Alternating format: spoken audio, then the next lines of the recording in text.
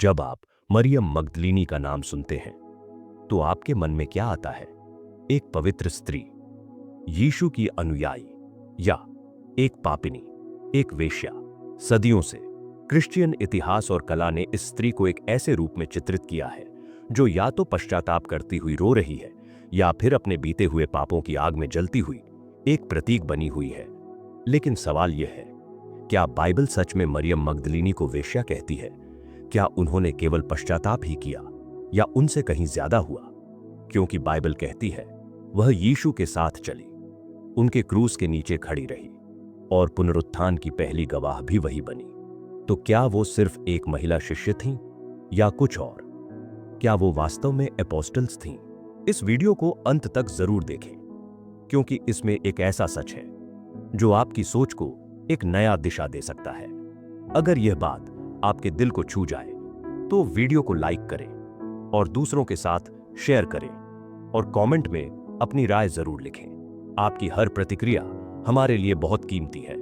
तो आइए बिना देर किए वीडियो को शुरू करते हैं। सबसे पहले एक बुनियादी बात समझ लीजिए। मरियम मगदलीनी, इस नाम का अर्थ है मरियम जो मगदला की रहने वाली थी। मगदला गलील सागर के किनारे पर बसा एक व्यापारिक शहर था, समृद्ध लेकिन व्यभिचार और व्यापार के लिए कुख्यात। वहां की कोई भी महिला अगर स्वतंत्र घूमती हो तो उस पर समाज तुरंत उंगली उठा देता था। बाइबल के अनुसार यीशु ने मरियम मगदलीनी से 7 दुष्टात्माएं निकाली। यह जिक्र मिलता है लूका 8:2 में। और कुछ स्त्रियां जो दुष्टात्माओं और रोगों से छुड़ाई गई थीं, जैसे मरियम जो मगदलीनी कहलाती है, जिससे 7 दुष्टात्माएं निकली थीं।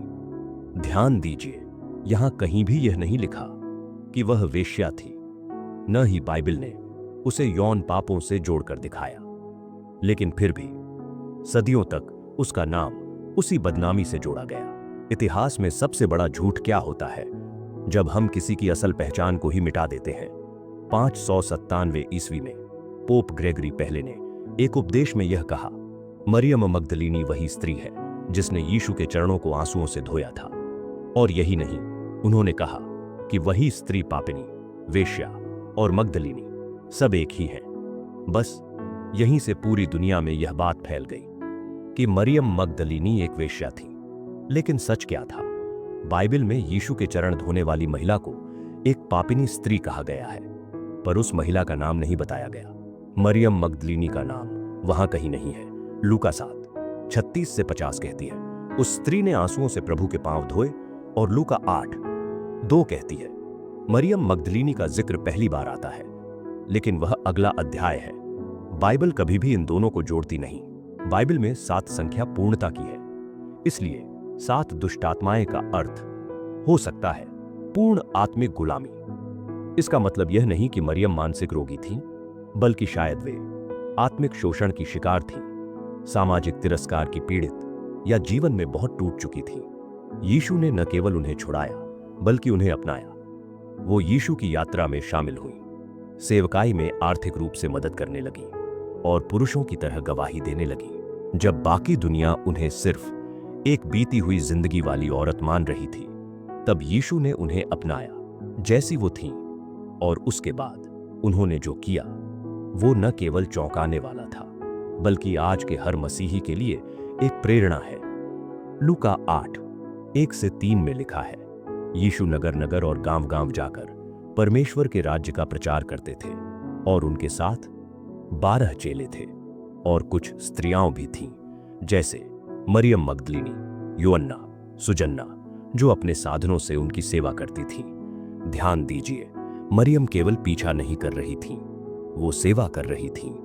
वो आर्थिक रूप से भी यीशु के मिशन का समर्थन कर रही थीं। यह उस युग में क्रांतिकारी था जहां महिलाएं आमतौर पर केवल चुप रहने और पर्दे में रहने के लिए मानी जाती थीं। जब यीशु को क्रूस पर चढ़ाया गया तो बहुत से चेले डरकर भाग गए, यहां तक कि पतरस भी। लेकिन 3 महिलाएं वहां डटी रहीं और उनमें से एक थी मरियम मगदलीनी। यूहन्ना 19:25 में लिखा है, यीशु की क्रूस पर मां, उसकी मौसी, क्लोपा की पत्नी मरियम और मरियम मगदलीनी खड़ी थी, बिना किसी डर के, बिना किसी शर्म के, अपने प्रभु के साथ अंत तक खड़ी रही। वो दृश्य सोचिए, जब पूरा संसार यीशु को ठुकरा रहा था तो यह महिला वहां खड़ी थी। यीशु की मृत्यु के बाद सब कुछ खत्म सा लग रहा था। शिष्य छिप गए थे, पर मरियम मगदलीनी फिर भी रुकी नहीं। वो कब्र पर आई, यीशु के शरीर पर सुगंधित तेल चढ़ाने के लिए। लेकिन कुछ अलग था। पत्थर हट चुका था, कब्र खाली थी। यूहन्ना 20:1 कहती है, सप्ताह के पहले दिन मरियम मगदलीनी सवेरे अंधकार रहते कब्र पर आई और देखा कि पत्थर कब्र पर से हटा हुआ है। वो दौड़कर पतरस और यूहन्ना को बुलाने गई, लेकिन जब वे चले गए, मरियम फिर से कब्र के पास खड़ी हो गई। रोती रही, पूछती रही, मेरा प्रभु कहाँ है? और तभी एक पुरुष उनके पीछे खड़ा था। वो सोचती रही, यह शायद माली है। यूहन्ना 20:15-16 कहती है, यीशु ने उनसे कहा, हे नारी, तू क्यों रोती है? किसको ढूंढती है? फिर यीशु ने कहा, मरियम। तब उसने मुड़कर कहा, रब्बूनी, अर्थात गुरु। यीशु ने उसका नाम लेकर मरियम को पुकारा और वो जान गई यह आवाज प्रभु यीशु की है। बाइबल में यह पहली बार था जब यीशु के पुनरुत्थान की घोषणा किसी को दी गई और वो एक स्त्री थी। यीशु ने उनसे क्या कहा? यूहन्ना 20:17 में लिखा है, जाओ मेरे भाइयों के पास और कहो कि मैं अपने पिता और तुम्हारे पिता के पास जाता हूं। उन्होंने कहा, जाओ और बताओ। यानी यीशु ने मरियम को भेजा प्रेरितों के पास। इसीलिए बाद में उन्हें कहा गया अपोस्टोला अपोस्टोलोरम, यानी प्रेरितों की प्रेरित, क्योंकि सबसे पहला सुसमाचार यीशु जी उठे हैं एक स्त्री ने सुनाया। अब तक हमने देखा कि मरियम मगदलीनी यीशु के साथ चलने वाली, सेवा करने वाली और पुनरुत्थान की पहली गवाह थी। तो फिर सवाल यह है, इतनी महत्वपूर्ण स्त्री को इतिहास ने एक पापिनी वेश्या क्यों बना दिया? इसके पीछे सिर्फ धर्म नहीं, बल्कि राजनीति, पुरुष वर्चस्व और नियंत्रण की कहानी छिपी है। 597 ईस्वी पोप ग्रेगरी महान, ग्रेगोरी द ग्रेट, ने एक प्रवचन में कहा, वो स्त्री जिसने यीशु के पांव धोए वही मरियम मगदलीनी थी और वही 7 दुष्ट आत्माओं से छुड़ाई गई थी। बस यहीं से 3 अलग अलग स्त्रियों को एक ही पापिनी मान लिया गया और इसके बाद मरियम मगदलीनी की पहचान बदल दी गई। बाइबल चुप थी, लेकिन चर्च की परंपरा ने उसे बदनाम कर दिया। बाइबल विद्वानों ने बाद में यह साबित किया कि बाइबल कहीं भी मरियम को पापिनी या वेश्या नहीं कहती। लेकिन एक बार जब यह छवि बन गई तो चर्च की पेंटिंग्स, उपदेश, नाटकों और यहां तक कि फिल्म्स में भी उसे अश्लील कपड़ों वाली स्त्री की तरह दिखाया जाने लगा। इसे कहते हैं थियोलॉजिकल मिसोजिनी, धार्मिक व्यवस्था में महिलाओं को नीचे रखने का तरीका। रेनेसांस और मेडिवल आर्ट में मरियम को हमेशा ऐसे दिखाया गया, लाल वस्त्रों में, खुले बालों के साथ आंसू बहाते हुए और अकेले पश्चाताप करती हुई। लेकिन यह सब मानव कल्पना थी, न कि बाइबल की सच्चाई। उसे पाप की प्रतीक बना दिया गया, जबकि वह तो पुनरुत्थान की पहली गवाह थी। प्रारंभिक चर्च में बहुत सी महिलाएं प्रचारक और सेविका थीं, लेकिन जैसे जैसे रोमन साम्राज्य का असर चर्च पर बढ़ा, महिलाओं को मौन कर दिया गया। स्त्री चर्च में बोले नहीं, इस विचार को बल दिया गया और इसके लिए मरियम मगदलीनी जैसे चरित्रों को कमजोर, पश्चातापी, भावुक पात्रों में बदल दिया गया। वह प्रेरितों की प्रेरित एक शर्मिंदा पापिनी के रूप में चित्रित की गई। आज के कई विद्वान, इतिहासकार और बाइबल विशेषज्ञ मरियम मगदलीनी की खोई हुई पहचान को पुनः स्थापित कर रहे हैं। 20वीं शताब्दी में नाग हम्मादी की खुदाई में एक प्राचीन पुस्तक मिली, द गॉस्पेल ऑफ मैरी। इसमें मरियम को एक शिक्षक और शिष्यों को सिखाने वाली के रूप में दिखाया गया है। यह कोई नई बाइबल नहीं है, लेकिन यह दिखाता है कि पहले उसे सच्चा नेतृत्वकर्ता माना जाता था। क्या मरियम मगदलीनी को बदनाम करना जानबूझकर था?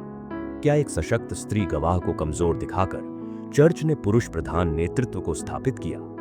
शायद हां, लेकिन अब समय है सच को उजागर करने का। यीशु ने जब पुनरुत्थान के बाद मरियम से कहा, जाओ मेरे भाइयों को बताओ, तो यह सिर्फ एक व्यक्तिगत संदेश नहीं था, यह था सुसमाचार की पहली घोषणा। और जिसे यह जिम्मेदारी दी गई वो एक स्त्री थी। यही कारण है कि ईसा मसीह के बाद प्रारंभिक चर्च ने मरियम मगदलीनी को कहा अपोस्टोला अपोस्टोलोरम, यानी प्रेरितों की प्रेरित। ध्यान दें, यह वो युग था जहां महिलाएं सार्वजनिक रूप से बात नहीं कर सकती थीं, न्यायालय में उनकी गवाही को अविश्वसनीय माना जाता था। धार्मिक जिम्मेदारियां सिर्फ पुरुषों के हाथ में थीं, परंतु यीशु ने सबसे पहली गवाही एक महिला को दी, सबसे पहला संदेश एक महिला से कहलवाया और पुरुष शिष्यों से कहा, मरियम की बात सुनो। यह कोई संयोग नहीं था, यह एक ईश्वरीय उद्घोषणा थी कि परमेश्वर स्त्रियों को भी सशक्त बनाता है। अगर एक स्त्री यीशु के पुनरुत्थान की पहली गवाह हो सकती है, तो क्या वह प्रचारिका नहीं हो सकती? क्या वह पादरी नहीं हो सकती? क्या वह प्रभु के राज्य की अगुवाई नहीं कर सकती? यही सवाल इतिहास में उठाए भी गए और फिर दबा भी दिए गए। आज जब हम पुरुष और स्त्री की बराबरी की बात करते हैं, तो मरियम मगदलीनी हमारे सामने एक जीवित उदाहरण बनकर खड़ी हो जाती है। वो टूटी हुई थी, लेकिन उसने हार नहीं मानी। उसने यीशु से मुक्ति पाई और फिर कभी पीछे मुड़कर नहीं देखा। वो सिर्फ शिष्य नहीं बनी, बल्कि सेविका बनी, साथी बनी और सच्चाई की गवाह बनी। उसने देखा यीशु को क्रूस पर चढ़ते हुए और पुनरुत्थान के बाद सबसे पहले उसे ही दर्शन हुआ, और फिर उसने सुनाया संसार को वो सत्य जो आज भी लोगों के दिलों को बदल रहा है। मरियम मगदलीनी की कहानी केवल एक स्त्री की नहीं है, ये उस हर आत्मा की कहानी है जो उद्धार के बाद प्रभु के लिए खड़ी होती है। मेरे प्रिय, हमने अब तक मरियम मगदलीनी के जीवन की एक अद्भुत यात्रा देखी। वह वो स्त्री थी जिनसे 7 दुष्टात्माएं निकाली गईं, यानी एक ऐसा जीवन जहां अंधकार ने उन्हें जकड़ रखा था। लेकिन जब यीशु से उनका सामना हुआ, उन्हें मुक्ति मिली।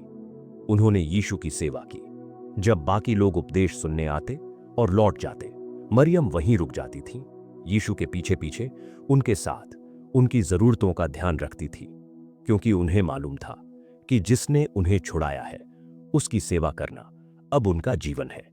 वह क्रूस के नीचे खड़ी रहीं। जब शिष्य भाग गए, जब डर और मृत्यु का साया छाया था, तब मरियम हटी नहीं। वे क्रूस के नीचे खड़ी रहीं, अपने प्रभु के साथ अंतिम सांस तक। और फिर वह पुनरुत्थान की पहली गवाह बनी। जब रविवार की सुबह कब्र पर पहुंची, तो स्वर्गदूत ने उन्हें बताया, वह यहां नहीं है, वह जी उठे हैं। और सबसे अद्भुत बात, यीशु स्वयं उनसे मिले।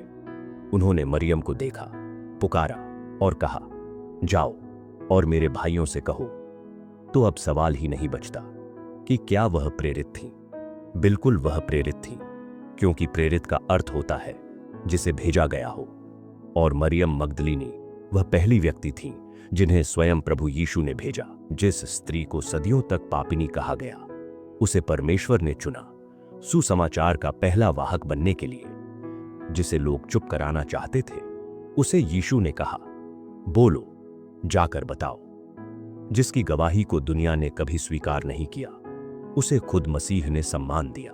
कई सदियों तक चर्च ने मरियम की छवि को तोड़ मरोड़ कर पेश किया। उसके नाम से लज्जा, कामुकता और पश्चाताप जोड़ा गया। लेकिन अब हमें उसे वही स्थान देना चाहिए जिसे स्वयं यीशु ने दिया था। मेरे प्रियो, क्या आपने कभी सोचा कि आप भी मरियम मगदलीनी जैसे हो सकते हैं? क्या आप भी कभी टूटा महसूस करते हैं? क्या आपका अतीत आपको शर्मिंदा करता है? क्या दुनिया ने आपके ऊपर कोई लेबल लगा दिया है? तो सुनिए, यीशु ने मरियम को भी बेटी कहकर उठाया था और आपको भी उठा सकता है।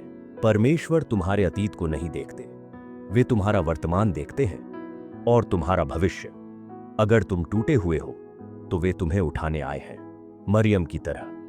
अगर तुम उनके चरणों पर आओगे, तो वे तुम्हें दुनिया के सामने खड़ा करेंगे, क्योंकि तुम उनकी संतान हो, उनकी गवाही हो और उनके प्रेम के वाहक हो। मरियम मगदलीनी केवल बाइबल की एक और महिला नहीं थी, वो थी परमेश्वर के चरित्र की जीवित मिसाल। उसने जिसे दुनिया ने गिरा हुआ कहा, उसे परमेश्वर ने ऊंचा किया। और अगर उसने मरियम को उठाया, तो आपको भी उठा सकता है। मेरे प्रियो, अंत में मैं बस इतना ही कहना चाहूंगा, अगर मरियम मगदलीनी की टूटी हुई जिंदगी में परमेश्वर अपनी महिमा प्रकट कर सकता है, तो वो आपके जीवन में भी चमत्कार कर सकता है। आप भी उसकी उपस्थिति में आएं और देखें कि वह आपको कैसे उठाता है। अगर यह सच्चाई आपके दिल को छू गई हो, तो सोल विद क्राइस्ट चैनल को जरूर सब्सक्राइब करें, क्योंकि यहां हर वीडियो में आपको मिलेगा पवित्र शास्त्र की गहराई, आत्मा को छू लेने वाली कहानियां और परमेश्वर के प्रेम की झलक। हम साथ मिलकर उस मार्ग पर चलेंगे जहां सच्चाई, आशा और उद्धार है। आपका भाई, सोल विद क्राइस्ट। जय मसीह की।